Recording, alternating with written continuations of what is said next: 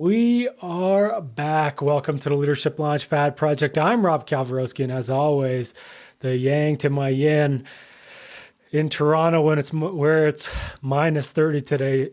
Toronto, Susan Hobson. Susan, Toronto Hobson. That's okay. I'm not doing well today. I feel like that brings me back to them announcing us when I played pro hockey in Toronto, bringing out Hobson for the Toronto Arrows. So you don't even know the magic. How tall are you? 5'7"? 5'9". Whoa. You've got 2 inches on me. I'm 5'7". In the sporting world, though, it is definitely important to be tall. At least in my sport, it was in hockey. So I'm fired up on all cylinders. I was cold first thing this morning, but we've been doing some of these podcasts and the heat from the inside. You could see I had to drop a few layers since we first started this morning. So I'm excited. Let's get this party started. And as always, we have to start off with a quote. And so I have one here from Winston Churchill. And he says, "Success is not final. Failure is not fatal. It is the courage to continue that counts." Love the call to courage. What made you think of that quote today, buddy? Well, I mean, for folks that will open the doorway a little bit, I've been struggling lately with, burnout and then also some of the depression that I deal with. And I think that as we think things are completely healed or they're not, or they are, I think the part is really getting into the pocket and being open to, adjusting as you go. And then also just to continue on the journey as we all ask you all to do. And that's where the courage shows up, right? The courage shows up in that uncertainty. And I feel like, where our health and our sustainability is concerned, this is what we talk about when we're in the breaking burnout space, right? Is like we need to have the courage sometimes to enforce those boundaries when our body is telling us that it's necessary, right? Absolutely. And we have a special guest today. Lily Zheng is with us, and they are a no-nonsense diversity, equity, and inclusion speaker, strategist, and consultant. And Lily has also been named the Forbes D&I Trailblazer 2021 DEI Influencer and LinkedIn Top Voice on Racial Equity. Lily, how are you?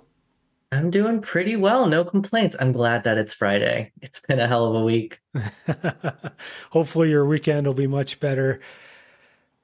That's the idea. I was hearing you talking about burnout, right? And I was thinking about rest, and it's so critical, especially in the line of work I'm in, right? Doing DEI work is exhausting, and burnout is definitely something top of mind for most practitioners who I work with, and a lot of my colleagues are thinking about it constantly. Absolutely. And before we get into some more about burnout and DEI, Lily, for folks out there, can you tell us a little bit about yourself? Yeah. So I am a DEI strategist, and the acronym is Diversity, Equity, and Inclusion. Essentially, it's a fancy way of saying I go into workplaces that are super homogenous, that are kind of exclusive and not really great places to be, and inequitable, and that they don't treat everyone fairly. And I help them get their act together. I help them, get better on all of these dimensions to become places that, everyone can feel represented in, places where everyone can feel, really supported working in, and, to create workplaces that are better for our societies and communities and for the world. So a little bit more about myself. I am a millennial, queer, trans, non-binary person. I use they, them pronouns. I'm based in the San Francisco Bay Area. And gosh, what else do you want to know? I wear too much black. I'm wearing black right now. It's like my only color. Let's see. Yeah, we'll start with that. That's amazing. And Lily, last time we spoke, you told me some incredible stories about your journey on getting into the DEI space. Would you mind sharing some of those for our folks out there? Yeah. It's funny because DEI of all industries has no linear onboarding path. Everyone I know who's gone into DEI work has a wild story. I know folks who started off in sales and went to DEI. I know folks who were, in the nonprofit space and went to DEI, HR leaders going to DEI. So my own story, I actually went into the industry pretty much right out of college. And my reason for doing so was actually because in college, I was spending a lot of time doing grassroots activism. I spent a lot of time, doing teach-ins and protests and advocating for change in my university and helping, to work with my other, fellow students to be advocating for better policies and, more, let's say, racial equity in terms of, how our college was impacting different student populations. And I think, I'm still really proud of the work that we did as student activists, and I'm still, really connected to a lot of the folks who I worked with back then. And at the same time, we were students, right? We didn't necessarily know all of the complexities of how it is we actually change major institutions like a university that's been around for hundreds of years. And the story I was talking to you about, Rob, last we spoke, was about one particular action that I was involved in, a direct action in which we blocked traffic on a major bridge for quite a while. And every one of us who participated in that action got arrested. We all got hauled away in police cruisers, and it was honestly really stressful and kind of traumatic. And, everyone was pretty upset about it and went through the quote unquote justice system and, frankly, had an awful time. And the moment that led me to question what we were doing wasn't the fact that we had done all of that, because I felt pretty convinced that we were doing the right thing. It was getting back to campus and talking with some of the leaders who we were, pushing to take action and make change. Because the reason we had done this entire action was to drive change, right? We wanted to use the visibility of this major action to push the leaders that we were working with to get off their butts and make progress. And we ended up talking to these leaders after it had all gone down. And we said, so what's happening as a result of this action? And they said, well, we're kind of confused as to what happened, and we want to support you because it seems like you're having an awful time, but I wouldn't say that this really did anything. And we just kind of sat there for a moment going like, so you mean like all of us got arrested and probably have some trauma and, have to go through the legal system for nothing? They were like, yeah, pretty much. And that moment really made me think, right? Not just about why it is we participate in change-making movements, but how it is any of us can make change effectively, right? And not just be motivated by our indignation at injustice, but also informed with the tools of how it is you change, institutions, how it is you change organizations and workplaces.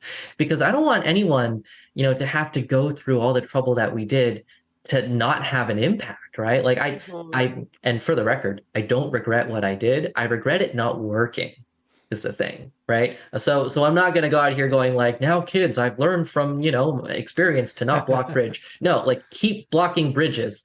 Just we need to be more tactical when we use these actions, right? And we need to be thinking more about how, as change makers, we can take the right actions to shift the outcomes we're looking for, rather than just saying, well, because an action exists, we should be doing it. And no matter what we do, we're always going to have some impact. I think that naivety, right, got me in trouble because, like I said, right, we went through all of that and it didn't achieve what we thought it would. So yeah, that was basically the impetus for my career. I changed what I was studying. I started focusing a lot on how leaders and advocates can actually change organizations and institutions. I got my master's degree in sociology, focusing on organizational change. and went straight into the DEI space, focusing on how it is we can transform an industry that has historically been about, flashy one-time checkbox trainings and take it towards greater effectiveness. So a little long-winded, but We love it. yeah, That's that's the story.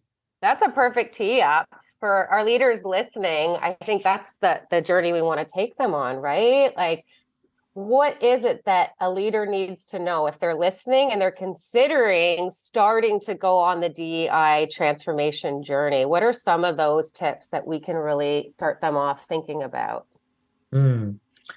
Well, immediately like 500 things came to mind. So I'm gonna try to boil it down a little bit, right? Like, where do you start? Where do you Because start? like you mentioned, it's a journey, it's a long journey, and we could be here for like 2 days talking about ways in which leaders can improve. But for those who are starting off, I find that one of the most powerful things you can do, or two things, I'll share two things. One is to ground yourself in why you're doing the work and the impact you're hoping to make. And I say this because oftentimes leaders can feel really, pulled along by the current. Essentially, your stakeholders are upset, your board of directors wants you to take some action, they're employee activists, they're pushing for you to do something. And that sense of urgency can be really dangerous because that motivates most leaders who don't necessarily know what they're doing, not by any fault of their own, to look for quick solutions, to look for quick, easy band-aids to get rid of the problem and to be done with it. And you know what results from that? 30-minute trainings, one-size-fits-all unconscious bias resources, bringing in a speaker for 45 minutes to talk about race. And I'm saying things kind of disparagingly because unfortunately we have lots of research showing that all of these things, regardless of how much they cost, just don't work. They're a huge waste of everyone's time and money. And even leaders who are trying to check the box off and make their employees happy will quickly find that the results of these kinds of easy interventions fade after sometimes even hours, right? Not even days. And so the hard lesson that I wish many leaders didn't have to learn the hard way is to fix these big systemic problems that people are identifying, right? Systemic racism, systemic inequality, sexism, ableism. You need systemic solutions, right? You can't use band-aids to fix structural problems. So, the first bit of advice, ground yourself in who you are, why this work matters to you, what it is you're trying to achieve, and prepare for a long haul, right? Like, it's no different than running a business, right? Like if you're trying to run a successful business, what do you think is going to do you better? To come up with the one moonshot idea that's going to make you $1 million by tomorrow? None of those things exist. They're not real. It's called a lottery ticket. Right, exactly. Or trying to, I don't know, run a successful, mature business as a responsible owner. And it's always the second one, even though it's harder, even though it's, less glamorous and honestly kind of boring and exhausting sometimes. That's always the answer here. So Lily, let's go a bit deeper, right? And I think when you mentioned like we need systemic change and we have to dig into all these things, that might be overwhelming for some people out there. Like, how do you start breaking that down into actionable steps that someone could take? Yeah, what a great question. I tell people to think like people scientists, to get deeply curious about their own workplace and why it is the way it is. The question that I ask when I go into the workplaces of the clients I work with is why? Like, what is happening? Sure, but why is it happening? Because we talk about like systemic change, systemic racism, right? These big, lofty, heady terms. Totally get it. We can break these down into very concrete things. When we say, for example, systemic racism within a company, what that means is that the impact of your policies has racial disparities. The impact of your people processes like hiring, onboarding, promotion, feedback, conflict resolution have racial disparities. The impact of your culture has racial disparities. Some people are valued more than others. Your leaders are making decisions that are biased and benefiting one group of people over others. These are all really concrete examples of what quote unquote systemic racism looks like in practice. And adding up the impact of all of these inequities makes the big inequity of broken systems, right? So for leaders that are looking to take action, the first step is to really dissect this big idea of a structural inequity into its constituent parts. Which parts of your organization are not working for everyone? To what extent are there disparities by race or gender or income or disability or sexuality or religion? And you can learn these things pretty easily. You can use all sorts of things: employee engagement surveys, DEI surveys, focus groups, exit interview data. There are lots of ways you as a leader can learn about what's happening in your organization and then follow up with the critical question of why, right? So let's say you find out that there's a big racial disparity between, let's say, white women and women of color in the hiring process, for example, right? Using the same gender. Then, your first question is, why is it happening? Because it could be happening for a number of reasons, right? And maybe the conclusion that lots of people would jump to is, oh, it must be something about the candidates, like they themselves have some differences, so it's not our problem, it's their problem. But you don't know until you know. So go in curious and say, why is this happening? And maybe you find out that during the hiring process or during the promotion process or whatever, decisions are made by one or two people, and those people don't have any sort of standardized decision-making criteria. There's no scoring rubrics, there's no skills tests, and so they just hire whoever they like. And it turns out that these people who are hiring just have slight preferences for some people over others and don't accurately capture merit or skill or, job requirements. Now you've identified the source of the problem, right? So you've gone from identifying the inequality, which is there's a racial disparity here, to identifying the source of the inequality, the lack of process, the lack of biased interrupters, and maybe individual bias, being compounded by the lack of all of these safeguards to enact harm. And then you fix it. Right? So you create those processes, you create those systems, you maybe invest in some training and some coaching. And at the end of the day, you remeasure the same thing and you say, to what extent is that problem still there? Maybe the problem's still there and you say, okay, I got it wrong the first time. There's something else I'm missing. Or maybe you fix the problem, in which case you say, I fixed the problem. I did it. And you move on, right? Like it's blisteringly boring almost, right? like this is not like exciting work I'm talking about here, but this is what DEI in practice really looks like under the hood, right? It's this very sequential, ongoing journey of identifying when inequalities exist, fixing them, and progressing as an organization and a workplace to a better place to be. You said something. Yeah, go ahead. Go ahead. I was just going to say, as an engineer, this is root cause analysis 101. Yeah. And I'm all about it. It's kind of what we do from a mindset perspective as well, right? Like getting right to the root of the belief system being the root, right? Like where that behavior is coming from. I was just going to ask, like a lot of times when I'm hearing my leaders talk about this sometimes is the aversion, right? Or the resistance. It's like, it's so tedious and it can be boring. So it's like, how do we motivate those leaders to get beyond that point of resistance? I'd love to ask a DEI expert what their strategy or tool in the toolbox would be for that. Yeah. So if there are leaders, so first of all, I don't actually work with too many leaders who are bored by all of that. If anything, I work with leaders who are terrified of all of that, because that's resistance too, right? The biggest question I get is, Lily, how do I avoid making a mistake? How do I avoid getting it wrong? It feels like it's a minefield. It feels like I'm walking on eggshells. I don't want to say the wrong thing. I don't want to do the wrong thing, right? And to those folks, I actually find that talking about DEI in the way that I just did is really reassuring, in that like it helps routinize work that can feel really heady and amygdala activating and exhausting. Now, if I were to work with a leader that heard all that and was just really bored, I guess, and it's just like, well, this is not exciting enough to engage me, then I don't know. Like, I guess I'd do the opposite approach. I'd say like,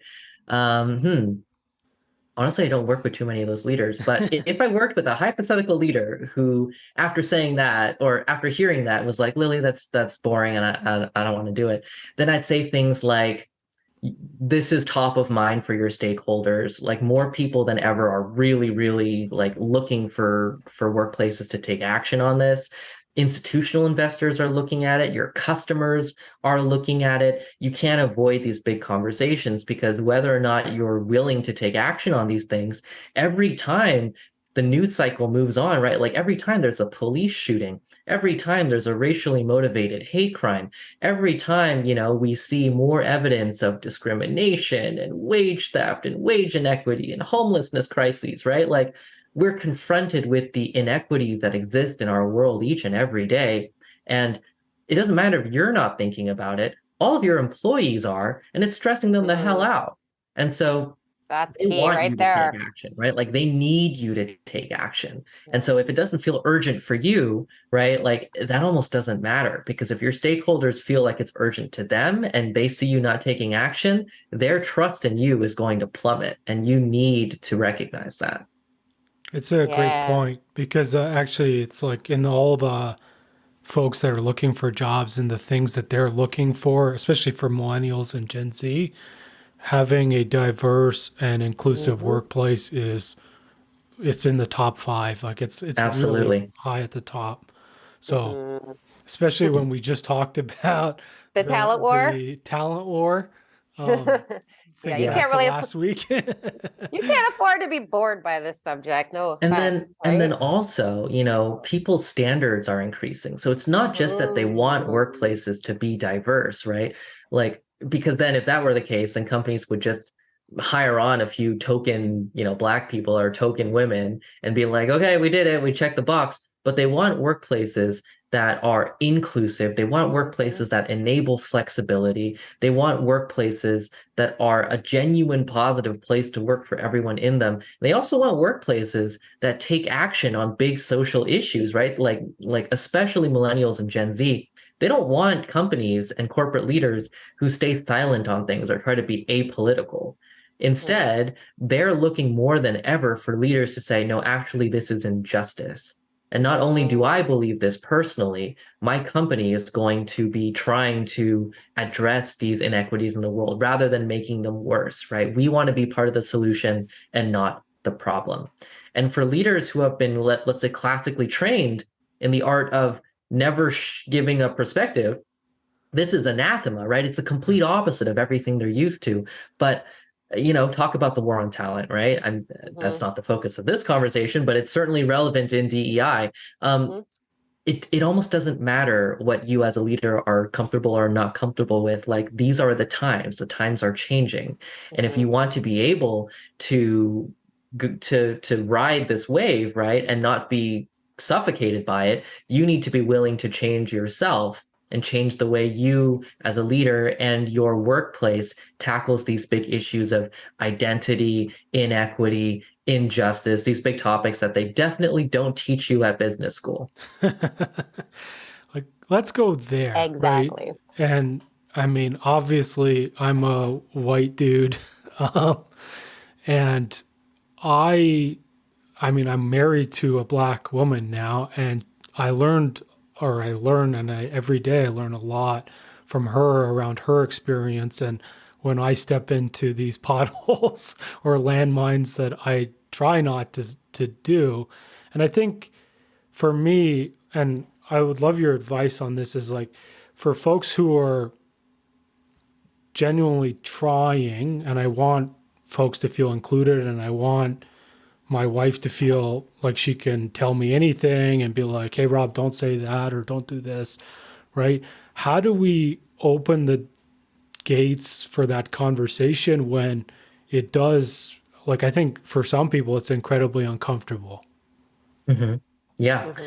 I think part of the answer to that question is making space for people from, let's say, historically privileged or majority groups to just engage with each other on these things, right? Like, one of the things we advocate for most in the DEI space, especially in racial justice work, is this idea of caucusing, right? This idea of working together with other folks who share similar identities with you to figure out your shared experiences and what you can do together as a group to move the needle on the issues that matter.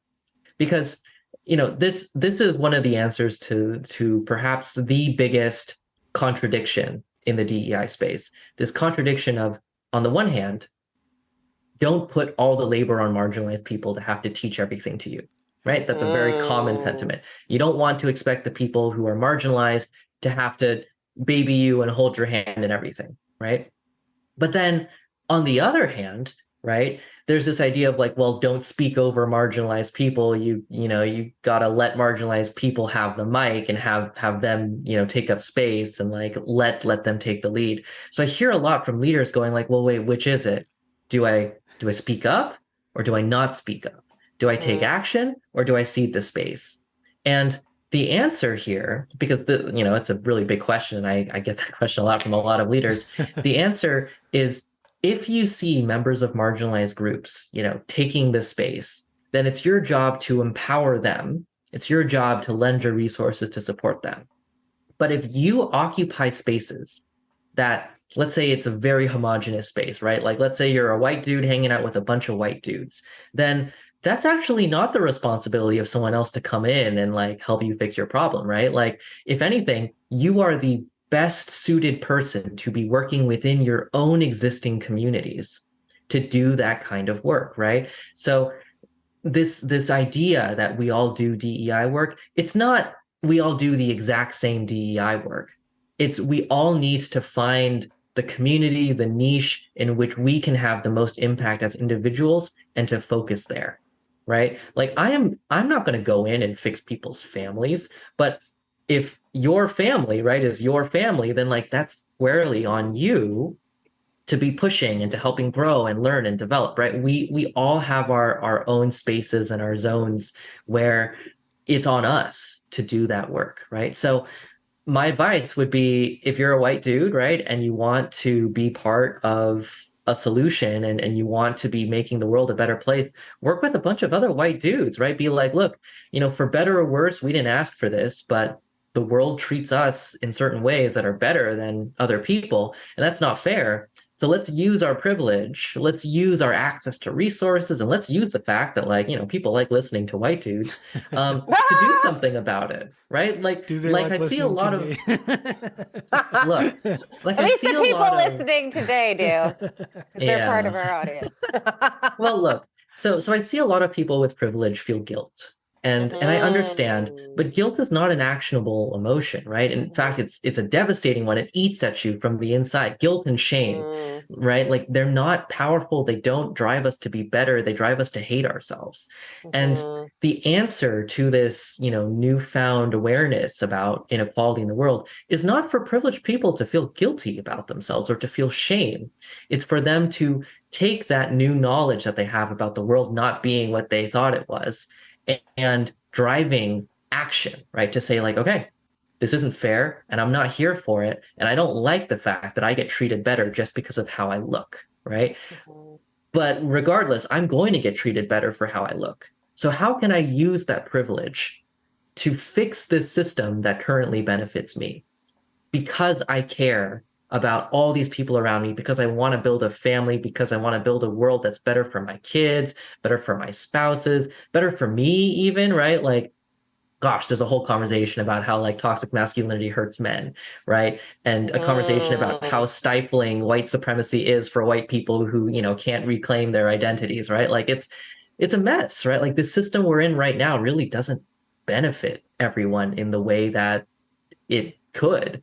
And it's imperative that we make a space for everybody to have a role in building a better world. I love that last part. Amen. So I want to just quickly mention this amazing book that you sent Rob and I, DEI Deconstructed, the no-nonsense guide to doing the work and doing it right. So I know in that book, you go through all kinds of wonderful strategies, right? It's a real practical guide in terms of anybody who's looking to start getting into this space, certainly our leaders listening. But in that book, you do talk about where we're not getting it right in the DEI yes. space, which I also find very empowering for our leaders who are listening, right? Because that sort of gives them a checklist in terms of what to look at when they're trying to bring experts in terms of maybe some of the protocols or intervention strategies that they're promoting, right? So what would some of those aspects be for our listeners who are listening right now? Yeah, the Where are crux we? of it. Yeah. Yeah, so the crux of it hinges on this one idea that a lot of DEI work happening at present doesn't focus on creating outcomes. So outcomes, right? This idea that, we do thing A to achieve thing B. It's very straightforward. A lot of DEI work focuses on we do thing A just because thing A exists, I guess, right? Dot, dot, dot, nothing. And this is a big problem because, I have no problem paying $5,000, 10 grand, 15 grand for an unconscious bias training. If it works, like if it actually like reduces discrimination, increases collaboration, lowers my risk of lawsuits, makes my employees work well together. Like if you can do that, then like, yeah, I'll pay for your thing. But the thing is, most DEI interventions and most people looking for interventions or seeking them out don't center that outcome. We're not used to having conversations about how is it we can ensure that this thing A achieves thing B. Instead, the vast majority of DEI work is focusing on, well, I saw thing A and again, it looked trendy, or I like the person doing thing A, they seem charismatic, or we've been doing thing A for so long, so we're going to keep doing thing A. No focus on the outcome it's trying to create. And as a result, over time, over 60 years of this industry existing, we've been spinning our gears. Representation has remained stagnant for like 20 years in this country, right? Like that's depressed. That's super depressing because how many DEI interventions have we deployed in the last 20 years that promise like we're going to raise representation, blah, blah. Well, they didn't work, right? And who owns that? Partially DEI practitioners, right? We as practitioners need to be delivering work that works, but also in large part, in fact, if not in more part, the leaders who are seeking this work out, right? You as a leader need to take responsibility for deploying initiatives that work rather than just deploying initiatives because you can, or they're trendy, or they look cheap, or whatever. And I've had this conversation with more leaders than I can name. In fact, I actually had a conversation like this yesterday with a potential client who came to me saying, Lily, I want you to deliver a training for my workforce because we need a training. And I just asked them, right? Like I was like, why do you believe that this training is going to achieve the impact you want? And they're like, what do you mean? And I was like, what impact do you want? And they're like, what do you mean? And I was like, I mean, there's a problem here, right? Like you don't even know what you're trying to create. Exactly. Like, and if you don't know what you're trying to create, how can I, as a practitioner, it doesn't matter how good I am if I have no idea what you want me to take your audience to, right? Like you're not naming a point B. So how am I supposed to take you from point A to this undisclosed location, right? So like that's a huge problem. And I spent that entire conversation turning them down. I said, look, like I'm not going to do work that doesn't work. It's a waste of your money. It's a waste of both of our time, right? It doesn't like, and your workforce suffers for it. Like who wins when we deploy 90-minute trainings that just waste everyone's time? Literally no one. I mean, I get a little bit of money, I guess, right? So maybe I win a bit, but that shouldn't be the goal of this work, right? And so, this book really focuses on how so many of our practices over the last 60 years have failed. And it all really comes back to this one idea because we don't actually know or want to measure or can measure what it means for them to succeed. And if we're not willing to do that, then, this entire thing is a waste of time. So the book is essentially a refocusing. Like if we want DEI as an industry to mean anything, to achieve anything, then we have to be like remaking this stuff from the ground up. Like we have to be super accountable in this work. We need to hold both organizations and practitioners accountable for doing work that works, for actually achieving real impact. We need to be measuring our work. We need to be doing long-term engagements that check whether, the things we deploy actually fix the things we want them to. Like we need to treat DEI with the rigor we would treat pretty much any other thing, right? Like I use an example. If you hire a plumber to your house to fix your toilet, right? Like, and they say, all right, I'm leaving. You have to ask, did you fix the toilet? You know, you can check. Like, you can check, like, is the toilet fixed? And if it's not fixed, then like, Don't they pay didn't them. do their right. Then you didn't do the job. Exactly. And it's so basic, right? Yeah. But we don't apply that to DEI because we're not quite comfortable. We don't know the language. We don't know how to hold ourselves or the people we bring in to help accountable. And this book is really, a resource to get us thinking more in that mindset. So you mentioned measurements and metrics, and I assume this is how we're going to understand whether the thing we did worked or not. Mm-hmm. Can you walk us through some of the metrics that we should be looking for that tell us that we're doing the right things? Oh, yeah. So I actually published an article in the Harvard Business Review specifically around DEI metrics. It's kind of a long one. It's pretty comprehensive. And so to avoid me just essentially pulling it up and reading it, because that's the answer that I give, I'll pull some ideas from it, which is that, first of all, there isn't any singular best set of DEI metrics just because there's so many metrics that you can gauge and you can measure in any workplace. And, engineers should know this pretty well, right? Like there's an infinite number of ways you measure everything, right? So it's not necessarily about like what are all the 1,000 things you can measure, but how can we use measurement effectively to show that we're making progress? And the steps I talk about in the article that I wrote, which is called, to make lasting progress on DEI, measure outcomes, I believe. The 3 steps that I outline in that article is you really need to make sure that you recognize outcomes beyond demographics. So the very first step, most organizations do measure DEI outcomes, just one of them though, which is what proportion of our workforce is women, what proportion of our workforce is people of color, right? Black, Indigenous, Latino, Asian, blah, blah, blah, because it's legally required. So we need to first take that beginning step of recognizing there are lots of other metrics that exist in the world. We can measure metrics on engagement, access to decision-making, fairness, pay equity, access to opportunity, microaggressions, psychological safety, and I'm going to stop listing things because I can literally keep going until the end of time. So we need to recognize that there are lots of metrics to measure.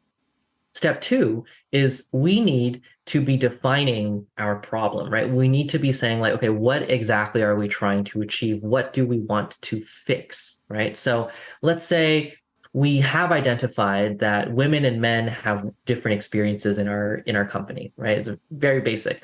Let's say women experience more harassment and discrimination than men do. Or let's say women, receive harmful comments more than men do, right? Then what are you going to measure? How do you gauge that problem?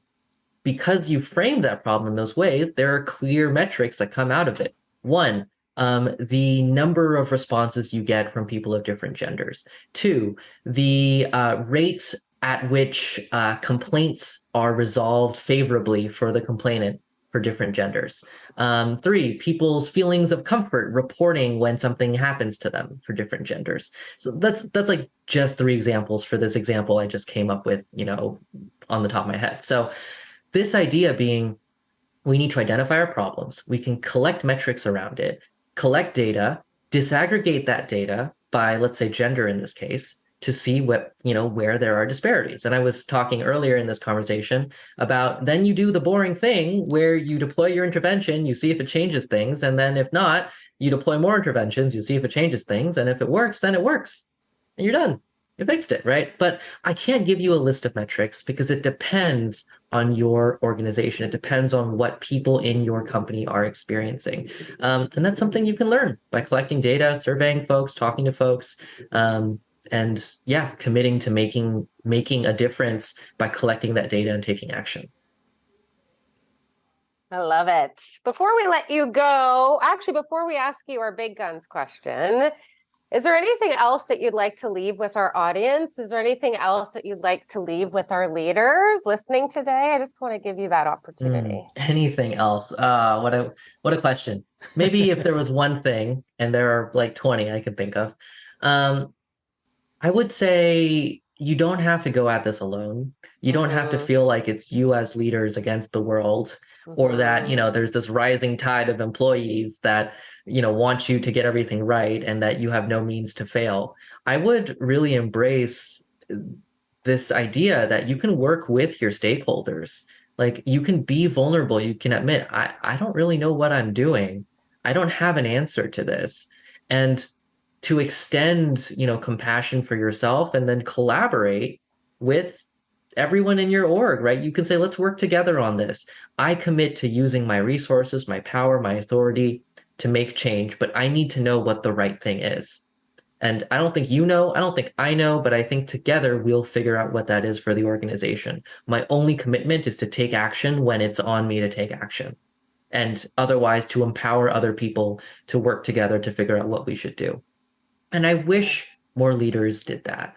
I hear way too often, this sort of top-down command and control leadership style, not even coming from a place of power, it's coming from a place of fear, right? Saying like, well, I have to be leading like this because there's no room for error. I can't be leading any other way. I can't show vulnerability. I can't mess up. I can't let other people make decisions because if they fail, then I fail and we all fail. And this feeling of fear, right, is tying up so many leaders and is pushing them to make decisions in a really, honestly, horrible, awful way that's impacting a lot of people really negatively, right? Like just look at the layoffs that have been happening recently. There's so much data on why laying off your employees is often a much worse decision than doing nothing, just because of the hits to retention, to morale, to productivity, creativity, institutional knowledge, right? The cost of training new people. And yet leaders do it anyways because they're scared and they feel like they need to take action. They can't consult with anyone. They can't talk about it with their workforce. And who wins? No one wins, right? We just all suffer because leaders aren't willing to be vulnerable and to admit that, like, hey, maybe in 2023 there are better ways of leading organizations, right? Like maybe there's another way we can do this work. And so, my last bit of advice is recognize that your stakeholders are often very willing to help, and they're probably not going to eat you alive in the way that you're worried about, right? Like you just have to take that first step and show a little bit of vulnerability and compassion and expect that they'll offer the same to you. Full circle moment. Say we started with courage. We landed with the call to courage, right? Because that's what vulnerability requires. It requires courage. I love it. Lily, listen to our big gun question. What do you want your legacy to be with all this fabulous work that you're doing in the DEI space? My legacy. Oh, that is a big gun. Okay. I tried to prepare you. Yeah. So I don't know whether it's my legacy or a collective legacy that I play a part in, because I don't really believe that, single people alone can create these big things, right? It always takes a village, even if one person's taking credit for it. But I would say I would like part of my legacy, or I would like my legacy to be a part of a more accountable DEI industry, right? Like if before I retire, DEI is a rigorous field where people know what they're doing, like companies can know what they're looking for, know what they get when they ask for services, know that it's work that works. I will retire very happy, right? Like I want this space to be less, I think, driven by intentions and more driven by rigor and outcomes, right? Like that's what I want to create. And I think this book is a really powerful first step because I tried to essentially give away all of the knowledge I think that is often gate kept behind, the minds of DEI practitioners. Like I'm trying to put myself out of a job here, right? Like I love that. Like I want every leader to be able to do this work as well as any DEI practitioner can. Because I don't think it's rocket science at the end of the day. Like it's really not the hardest thing in the world. It just takes, a certain amount of knowledge, a certain mindset, some bravery, right, to go through the work. But it's possible to get it right, right? Like it doesn't just have to be this thing we're scared of forever. We're scared of getting wrong. It can be a thing that we know how to get right and that we do confidently and courageously because we have conviction in our efforts. So yeah, that's the kind of legacy that I want to be a part of. It's already happening, and that's amazing. And as someone who's obviously new to the DEI space in some ways, I really liked and I really appreciate how you broke it down in such a systemic way that to Mhm. me now I'm like, oh, I could totally get out there. I I know mean, how you to do root can. cause You analysis can, and right? continuous improvement. Like this is, yeah. So I really appreciate you sharing everything with us. And for folks out there, so if you want the book, DEI Deconstructed, head on over to Amazon or wherever you get your books. Barnes and Noble, IndieBound, lots of other places, Bookshop, plenty of places. Absolutely. So head on over, get the book. Also, if you want to check out anything that Lily's doing, we've dropped Lily's LinkedIn in the podcast notes, as well as you can check out lilyzheng.co. That's their website. And so you can find out anything more.